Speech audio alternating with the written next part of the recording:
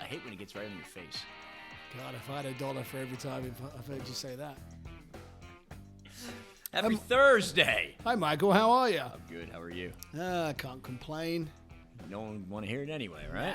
Nah. I actually heard one time somebody said when you complain to them, half the people don't care, and the other half are happy that you're having problems. Yeah.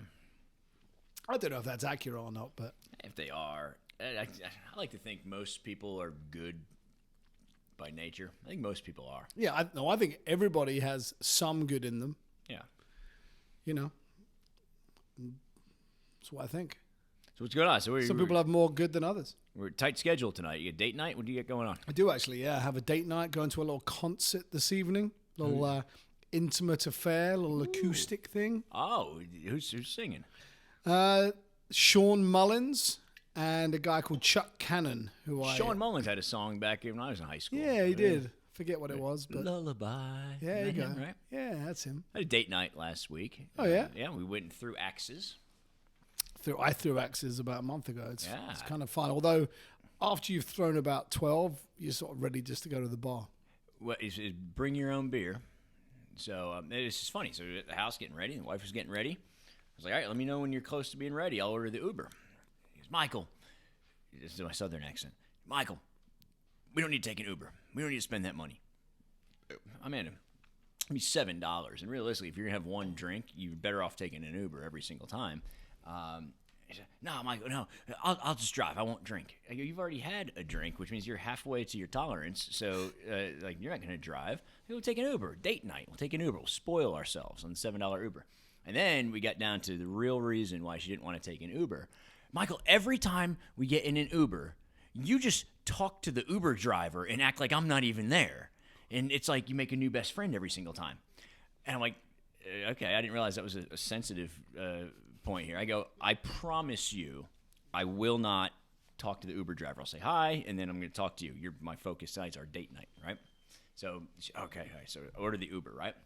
We get into the Uber, and you can tell immediately this was the most talkative, outgoing son of a bitch that I've ever gotten in an Uber with, right? Talking to me, and so I'm talking, and then turns out, went to the University of Kansas. Get out of here. So did I.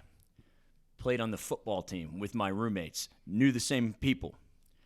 Then, when he graduated school, got in a business like ours, ran an office just like ours, selling Quill office supplies down in South Florida. We talked the entire freaking time. We had so much in common. We talked the whole fucking ride. We pull up to the axe throwing place. I was like, oh, I did it again. But like, how do you not in that scenario? And so we get out of the car, and I look at her. I go, I'm sorry. And she goes, I knew it. But this time it was kind of cute. And I was like, oh, hey, You're off the hook. Off the hook. And then she hit me with an axe. There you go. Well, that makes sense. Speaking of Southern accents, Yes. you know, I grew up in South England. A little bit of a different vibe. Talk a little bit slower in down South in England? London. You know, people talk really fast in London. They ain't doing, mate. But anyway, when I came here to the South, I was like, golly, just finish the sentence already. You just added 3 extra syllables there that weren't necessary. But anyway, do you know why the pregnancy rate at the University of Georgia is so high? It's 2020. 2020. Okay. Nope. Next. So you catch that fight on Saturday night? I caught it, and it caught me. Yeah, About I think $100. it cost you $100. I'm $100 richer in the Venmo account, and you may be $100 lighter. I got to go with the English Gypsy King. Yeah. I went with the guy who looks like he should kick everybody's ass. Yeah, I think the fact that he was bleeding from his eardrum in round 2 probably didn't help the guy. Can you imagine? I mean, I went down there, so we had 4th of July at my brother's place in Oklahoma last year, right? And my brother's got a trade deal. He runs the Raising Cane's Chicken. He's the general manager, partner at Raising Cane's Chicken in the little town, Yukon, Oklahoma. And he made friends with the guy who owns the inflatable fucking water slide business. So my brother hooks him up with chicken fingers, and that dude hooks him up once a month during the summer for a week. My brother gets a new inflatable, sounds like a deal in the backyard. And so 4th of July, this big inflatable, it was probably 2 stories high, water slide, everything. And my wife, Michael, do not get on the inflatable. You don't need to do that. You've been drinking. It's Trulies, whatever. And, You know what would be fun, actually, if you slid down the slide into a bed of chicken fingers. Face cross first. promotion, yeah, cross promotion. But I'll I have didn't. one I of those. slid down. I slid down head first, went in a little curve at the end into the little pool, and I got freaking water in my ear, which is terrible. And it was there for 2 weeks. And I had to go to the doctor, and they blasted it out. But that screwed Sorry, what me did you up. say? Screwed up my back. It blasted my ear out. Sorry? What? Blasted out you my say? ear. Yeah. 2 weeks. I felt like I was in a cloud. You couldn't stand up too fast. I cannot imagine having your eardrum busted by another man's fist and then having to continue to fight him. Yeah. When the goal is to stand up the entire time. Yep. So Tyson Fury is the champion of the world now. He is the heavyweight champion of the world. He unified those titles. Yeah. Now Anthony Joshua, another Englishman, has a couple of other belts. And they're trying to angle for a fight, but Wilder has a automatic rematch clause. And what I read yesterday is that Fury is trying to just pay Wilder a few million to bypass that fight so that he can go and Do the fight big his, one. his fellow Englishmen to unify everything. Yeah. good. You were telling me Wilder blamed his costume on his loss. Yes, yeah, he said his 40-pound costume he wore out to the ring weakened his legs. Well, train harder. Or I thought it was that big or right wear a hand to lighter. your ear that busted your eardrum that screwed you up. But maybe it was either the train costume. harder or wear a lighter costume. Mike Tyson, baddest man on the planet, probably still at 50, whatever he is right now. I saw a video of him at 50, just in a hotel lobby, beast. showing this guy his moves. Tyson used to walk out to the ring with a white hand towel with a hole cut in the middle over his head, and he'd walk out to the ring like that. Tyson would have beat the shit out of Wilder on Saturday night Probably because so. of his costume, Yep. or because he realized he didn't need a damn costume to be the baddest man on the planet. I don't know. Yep. Interesting.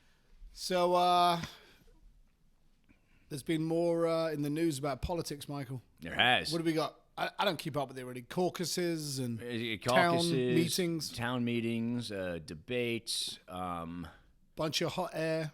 but tons of hot air, smoke and mirrors, baby, smoke and mirrors. So I did at least get this.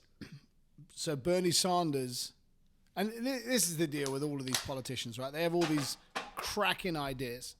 We're going to put all the trash on the moon. We're going to save the planet. We're going to make sure that everybody has a 60-inch TV in their house, right? So they've all got these great ideas, but then when it comes down to how the fuck are you going to do that, they don't. That's where it gets a little bit Dicey. fuzzy. Yeah. You know? Yeah. And so I think from what I gathered, Bernie, he wants the minimum wage for Yes. for everyone, Everybody. $15 an hour. $15 minimum Right. wage. Yep. He wants health care paid for. Yeah. For everyone. Medicare, Medicaid for everybody. Yep. Yes. Couple of other things, maybe everyone's College student loans debts. erased. And Right. Yeah. Oh, sounds great, right? If I'm a broke college grad who's pretty lazy, I'm like, yes, this is my guy, right? Correct. And you're high. And yeah, like, Yeah. this sounds awesome in concept. But then when you actually get down to it, the only way that could physically, possibly, maybe even happen is if the tax rate was 50%. And then the guy who's making minimum wage gets $7.50 $7.50 an hour. at the end of the day. Yeah. It's hilarious. Yeah. It's all. Yeah. I mean, And I think Trump's a maniac as well. So it's not like I have a strong opinion. Yeah. I think And we'll probably I think they're all alienate- Muppets. We may alienate 2 out of our 3 listeners, but whatever. They'll always come back. Coming back for more. I'm a firm believer that any problem that we have in our country is too big for one man to solve, or woman, and it's too big to blame one man or woman for creating it. It's institutional, and it takes not a term. It takes probably 3 or 4 or 5 terms of the same path to correct a course, you know? I think you're probably right. Politics is all smoke and mirrors. It's entertaining-ish. I'd rather watch Goldberg beat Bray Wyatt for the title in Saudi Arabia today, that happened today. I'd rather watch the Golf Channel. There you go. Yeah. The Golf Channel is very therapeutic for me. It's good to nap to. People meditate. Oh, it's great to nap to. Yeah. You know, it's nice to look at the green. It is pretty. Yeah, there's some blue there. There's some water on the left. And then you have the dulcet tones of Sir Nick Faldo. Yeah, you can't talk loud. Yeah. Yeah. You know, it's funny because they're in a booth, in the clubhouse, but they're like, They could we're going to go over to number 16 now. Brooks Koepka has a 12-foot putt to tie the lead. But it's Do you remember when we got the VIP passes to the Bell South I do. Open here in Atlanta? Great story. So Bell South, our client at the time, hooked us up with these VIP passes. Badass. Yeah. So myself, yourself, my future wife. Who you weren't even dating at the time, I don't believe. Maybe dating is a maybe term, just kind of use sniffing term around loosely. at the time. Sniffing around at the time. Anyway, I would have said dating rather than that, but whatever. So we show up to the tournament, and one of our hospitality, entrances was right there. So we're like, well, it makes sense. So we never even saw a golfer or a golf ball for about 3 or 4 hours.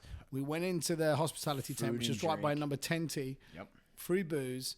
We met some of the Bell South lawyers who were wild, and we had a great time. And then the leaders was Saturday. So the leaders were starting to come and make the turn. So they were on number 9, and we decided at that point it's a good idea. We're at a golf tournament. Let's watch a bit of golf. Let's go watch some golf. So it's Phil Mickelson. Properly lubricated. You probably don't remember this. I remember. I remember. I'm a golfer. I don't remember. Yeah, I don't remember the hole or the lay of the land. I'll tell you who was in the I remember group. what happened. Phil Mickelson. I remember Phil. Jose Maria Olazabal, who'd recently won the Masters. Spanish guy, big at the time. And a guy called Scott McCarron, right?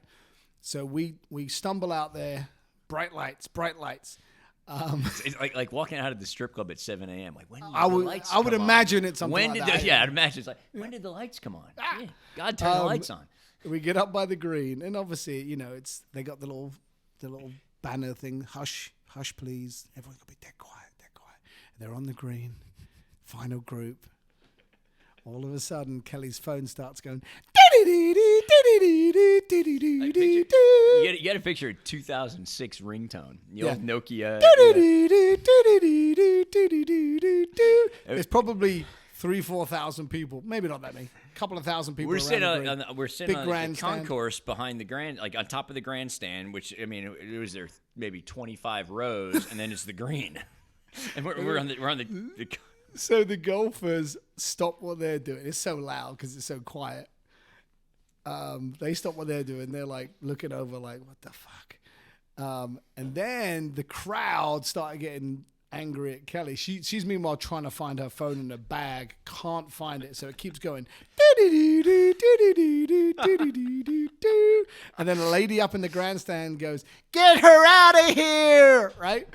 And so what did my wife do?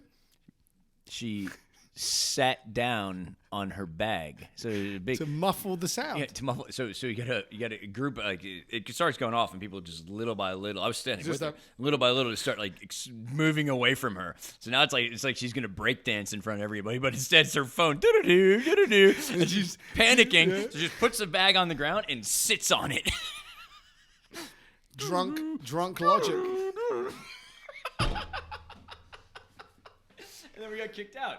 Then we came back in. Of course we did. We always come back in. We always make a comeback. And we took a golf cart. Borrowed a golf cart. Borrowed a golf cart. Yeah. Because we wanted to go to it was like a tree house. What was it? Where was that place that we went to? It was up above one of the holes. It was like above the fairway.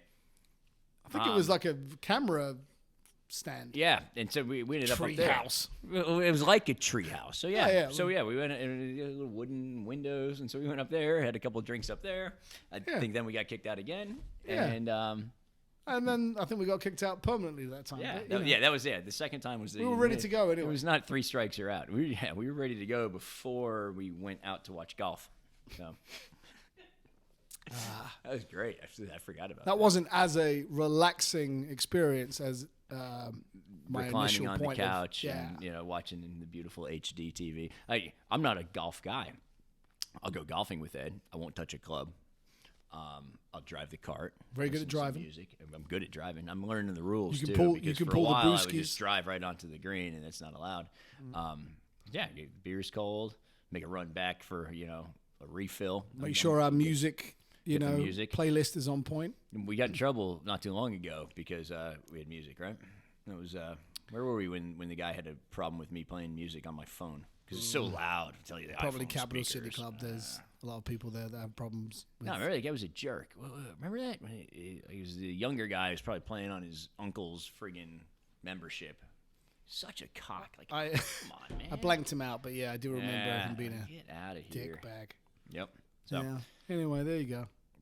Michael, I'm gonna love you and leave you. hey, that's gotta- fine. Stay tuned because the second half of episode 10, we made it to 10. Wow. It's like we're Double digits. Yeah, we're We're almost a decade teenagers. old. Yeah. Second half, Ed, of episode 10 is a call-in. We're experimenting with technology, and ultimately the biggest experiment, the biggest gamble that's about to happen is we're about to put Old Man Worcester on the air. So, We're either gonna win big or lose big. yeah, Either way, it'll be If you remember impactful. the story about the man pissing down his leg in Captain Morgan pose, joining us live. Can't next. wait.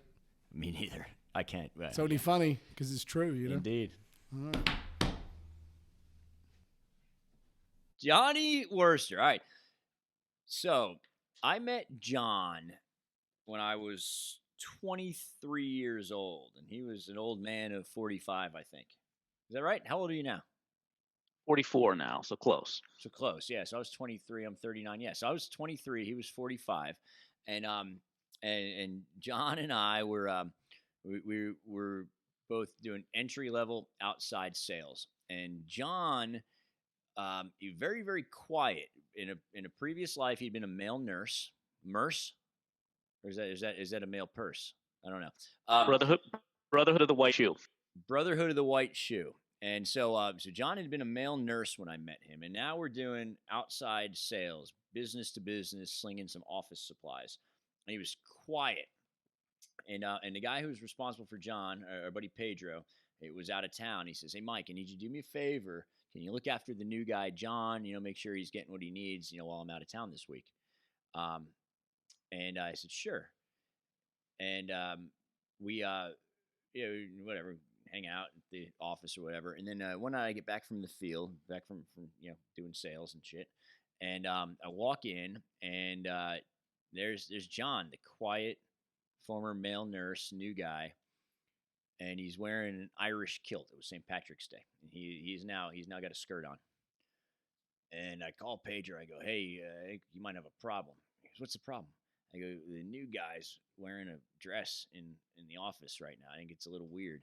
And little did I know that the guy with the dress on was going to end up being one of my heroes in life. And I told you the story about when he cemented his legacy on that little canoe trip down in Noel, Missouri, Northwest Arkansas, the Eagle, Northwest Arkansas's classic rock station. But that's Johnny. So what's going on, Johnny? How are you? Well, the correct term is the best classic rock in Northwest Arkansas, which we all know is top tier in the country. If it's not there, where could it be? So to help pass the time, we always look for additional games to play. One of our recent ones we've come up with is taking my daughter's artwork and rearranging. She's in kindergarten. Mike, I'm sure you have, your kids, they're always constantly, they just bring home a deluge of materials home from school every day, right? Yep. So my daughter started bringing home various pieces of artwork, and they're working on basic shapes and basic letters. And my kid is half-breed Chinese, so she's clearly well more advanced than the other kids at school. So, Johnny, you say your daughter is half-breed Chinese. So when how did you refer to yourself when you're meeting your beautiful wife Joling's family in regards to your eyeballs?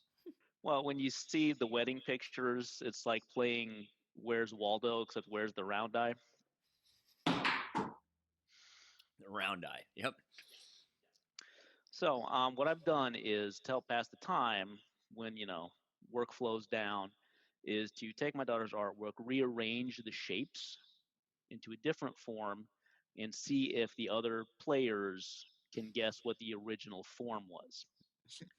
So this one, the All right. clue for this one is it's an animal. Okay, this is an animal. The clue is under the sea. Under the sea. It's a crab. Well, you haven't seen the picture yet. I've rearranged the shapes. So all the kids All right. watching at home, Pull a chair up. I'm gonna need help here. Pull a chair up, Michelle, so you can see this too. yeah, All right. you need to be in on this. All right. All right, ready? Here we go.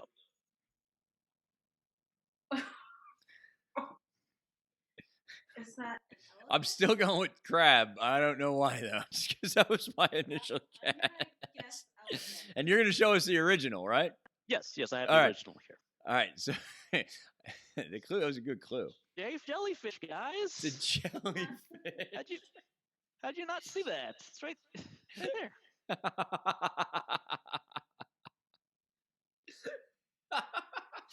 This is like a real deal.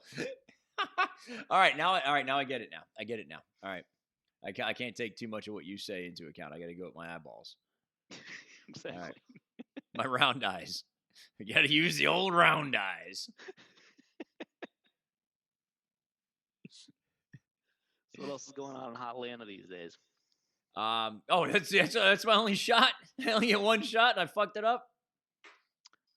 That's the one we've got. Well, if we can take a quick, give me 5 seconds. I got one more. Let me go grab. All right, go get it. Go get it. I'll talk about the weather in Atlanta. All right, so in Atlanta today, it's fucking cold, but it's sunny. And I promise you, I would rather have the sun than anything else. Rain messes me up. It makes me sad. It makes me slow. I would have never made it in Seattle. I would have never made it in a lot of these movies that they show now where it's all dark and gloomy. Not my jam. I could never have been the Crow. Can't rain all the time. It rained all the time in that damn movie, and I wouldn't have made it. I could not have been the Crow. But the sun is shining, spring is springing, and we're ready to go. All right, he's back. So this one is a touch more complex. Okay, all right, good. This is 2 pieces of artwork combined into one. So again, I've rearranged the shapes in these 2 pieces of artwork. So you have to guess what these 2 original things were. All right. Clue is fictional physician. Dr. Quinn, medicine woman. Well, you haven't seen it yet. You got to wait. I know. I was wrong the first time. I know.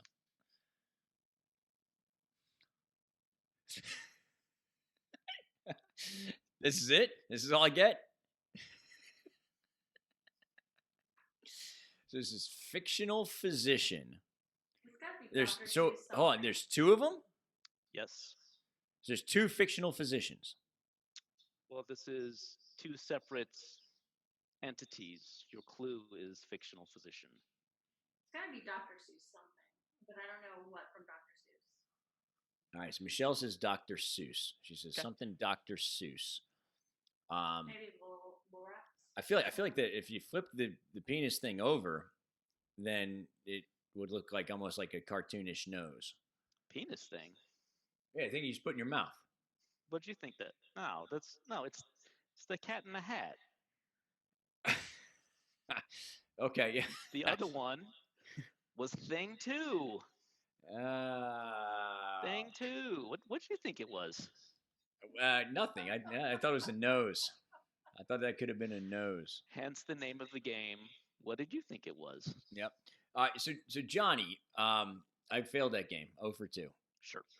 A couple weeks ago, I need to apologize because I was I got a little wrapped up in our sharing, and I told a story about the time we went to Noel, Missouri, and floated the river, and you beat me in our competition and became our hero.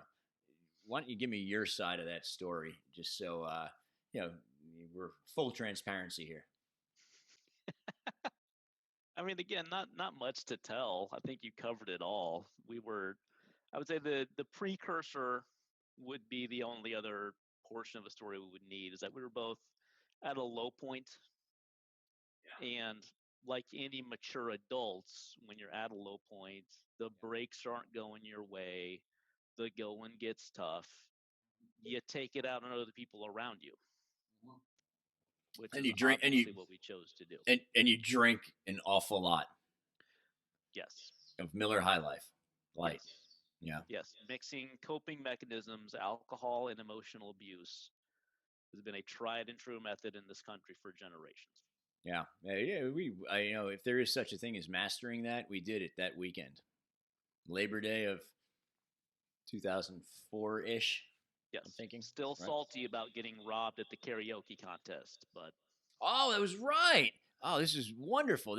So we're staying at the campground, and we splurged. I think we spent like $20 a night to get one of the A-frames or whatever, which was hilarious. Also, and then and they backed in a trailer on the last night. They did a catfish fry and a karaoke contest, which I participated in out of fun and because I like to think deep down I'm a rock star. But John is actually good. Like he's good. He does Roger Miller, right? It's his song, and he's good at it. And you were robbed. That was bullshit. Yeah, that's all right. We got some koozies out of the deal, though. Yeah, we did. They hang around your neck. The koozies that hang around your neck. You could just set the beer in right at your chest. It's funny. Right. So, how about New Orleans? Give me some New Orleans stories. I remember we've gone to New Orleans a couple times, for business. The first time we went, you already knew New Orleans. You knew where to go. We ended up at Chuck's, which is, if you ever go to New Orleans, go to Chuck's, my favorite spot in New Orleans. Tell me a little bit about New Orleans. Sure. New Orleans is one of those great cities. It's the most European city of all American cities. So the thing to know about New Orleans is it's one of those cities that offers different things at different levels of your life. Kind of like Las Vegas. Yeah. So when you go to that type of city as a young person, you've got the bar scene, you've got the getting hammered scene, which is very much on offer in New Orleans. Yes. So what a lot of people don't realize, and New Orleans is a very fun place. When you become a NOLA veteran, it becomes a very fun place to take people. You've been there as long as I've known you. I like to do is take people to the drive-through daiquiri shop. So a lot of people aren't familiar with this. You have pretty much the exact same discussion with every single drive-through daiquiri virgin that you take. So you're like, so it's drive-through daiquiri shop? Yep. So they give you the slushy, and they probably give you like 2 of those airplane bottles, like pour in it. Nope. So there's alcohol in the cup when they give it to you. Yep. How is this legal? Well, see, New Orleans is very good at making things, it's the Big Easy. Yeah. You want to make things easy. So as long as you don't have the straw in it, it's a closed container. Really? That's the rule. So I don't use straws. Right. Never tell you a story about why I don't. With a little to-go cap on top. No, I know. But I've ever told you a story about why I stay away from straws. So when I was in college, there was this girl who was like trying to be a teacher or something, right? Beautiful girl. She had nice curves and dark hair. She wore these white jeans out to the Hawk in Lawrence, Kansas, right? And from afar, I friggin' had a massive crush on her, but I didn't have the game to talk to her, right? And we were drinking, I think, Captain Cokes at the time. That was what we could stomach because we were little bitches. And I had my little Captain and Coke out of my straw, and I had admired this girl from afar for a while, and I'm drinking my Captain Coke, and she starts walking towards me, and we make eye contact. I'm like, holy cow, this is the moment. This is it. It's game time. I better friggin' think of some words to say to her.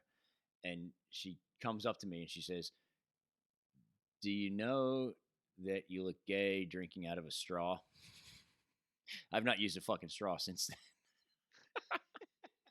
And there's nothing wrong with being gay. I just wasn't. And she was the object of my admiration at the time. And it kind of hurt my feelings.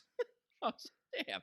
So yeah, never, never, never went very far with her. So your violent homophobia is what keeps you from drinking straws. I guess. I don't know.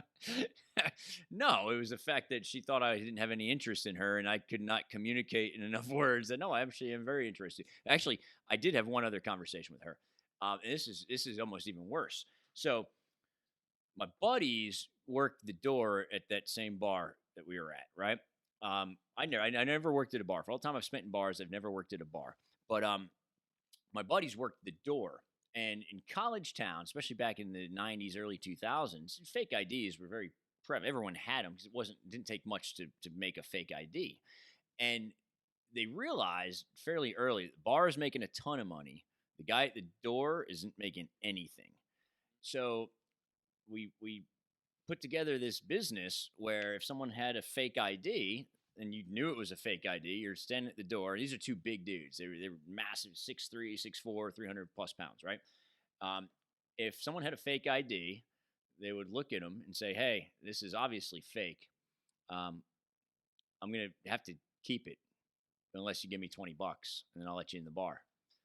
And so we started skimming off the door. And over the course of a busy night, like on a Thursday or Friday or Saturday in college, make handful. This is back when people had cash; they carried money around with them, and they make stacks of cash. And they're like, "Well, I can't." And so my buddies are working the door. Like, I can't just collect all that money at the door and just have it on me. And so we set up a system where every hour they would trade off at the door and they would make a round around the bar to make sure everyone was behaving themselves. And they would find me and they would hand me all the money. And I would just put all the money in my pocket. Then we'd get home later, we'd split all the money. So this is obviously fairly illegal and questionable, when it comes to, whether or not you should actually do this stuff in real life. But everyone had fun. The little girls, little boys with the fake IDs got into the bar. They had fun. It was mommy and daddy's money. They didn't care. And we were able to pay our bills. And so I ended up, this is, fast forward probably 6 or 7 months from when the girl told me I didn't look attractive drinking out of a straw. I'm talking to her down in the bottom level of the bar. And we've been running this game for a while. And I'm talking to her. She's talking about how she wants to be a teacher, right? So this is how I knew she wants to be a teacher. And she's got all these, wants to help the next generation. And, she's just a nice person, other than the fact she didn't like me for drinking out of a straw. And I'm standing there, we're talking, we're having a great time. My buddy is making his rounds, walks up to me as I'm talking to her, hands me a stack of cash about this big. I take it and I put it in my pocket, and he keeps on going because at this point I'm numb to it. I'm like, there's nothing wrong with this. This is normal. This is what we do. And she stops talking, middle of conversation, looks at me and like turns white. She's like petrified. And she goes, "Was that just a drug deal? What just happened?" I go, no, that wasn't a drug deal. But then I started to explain to her what it was, and it was almost worse than a drug deal. And I was like, damn. So that was strike 2. And apparently in life, you don't necessarily get 3 strikes because that was the last time I ever spoke to her. So, oh well, what could have been? She could be a guest on our podcast with all 3 listeners right now. the Where Are They Now episode? Yeah. Like, this is your life. So I would say I've got a great New Orleans story, and then finish with the darkest joke ever, which I believe I've already told you.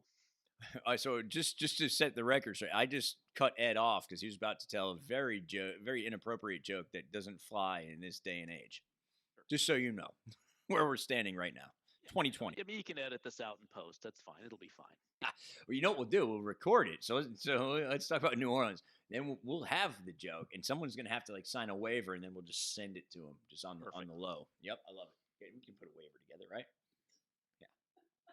So let's talk New Orleans story. Hit me. It'll be an extra for the Patreon supporters, right? Yeah, right. Exactly. Yes. Yeah, the VIP membership. You pay $3.99. We'll send you that. Right. So, my wife and I are walking down the street in New Orleans, and it's just stultifyingly hot. The only way that the swampy South gets when you get in your car in the morning, it's like it's been raining in your car overnight. It smells like trash. Yeah, definitely. Yeah. I mean, New Orleans is essentially just getting drunk in a dumpster when you go down there. So as we're walking down the street, we see this, we presume homeless woman, because also warmer climates tend to draw a lot of homeless people. And this woman is so dirty. She's shiny, Oh, just debilitatingly dirty. And she's enormously, hugely, enormously fat, morbidly obese, would be morbidly. the medical term for this. Yeah, well, you're immersed. Yeah. And she's sitting on the curb and she's eating a slice of watermelon. Now, I know most of us have had a slice of watermelon in the past, 4th of July, hanging out with the family, like the little, like you go through the buffet and you get the little triangle piece. Like, no, that's not what we're talking about here. Like, she's got a full, like, blue ribbon state fair melon, like split in half, and she's just plowing into it with her face like a pig in slop, right? Yeah, I can picture it. Every couple of moments, she comes up for air, and she's got seeds stuck to her face. This is the days before seedless melons as we know them now. Oh, yeah, evolution. And she's just horking into this thing, and just this melon juice, all just the front of her is just slick with melon juice on her enormous breasts. And she's sitting on the curb, so her elbows are kind of propped up On her knees. Yeah. And her moo is exposing what lies beneath. Oh. And the promised my land. wife notices that she apparently forgot to put her panties on that morning. And I can only imagine the circus tent size panties this woman would normally wear. So I, can't help but mention, "Excuse me, ma'am, did you forget something there?" And she goes, "Oh, no, baby, that keeps the flies off my melon." That's essentially what you'll experience every time you go to New Orleans. You essentially just told the dirtiest joke ever and told the New Orleans story both at the same time. I don't know what's left to put out there. So I had a similar experience in Indian Springs back in the day. Johnny, it's an honor and it's a pleasure as always. Thanks for joining us. Thanks for being a regular listener to all of the ridiculous shit we put out there. And what does Eddie always say? It's only funny because it's true, except for that last story. I love you, buddy. Love you too. Look forward to being on episode 100.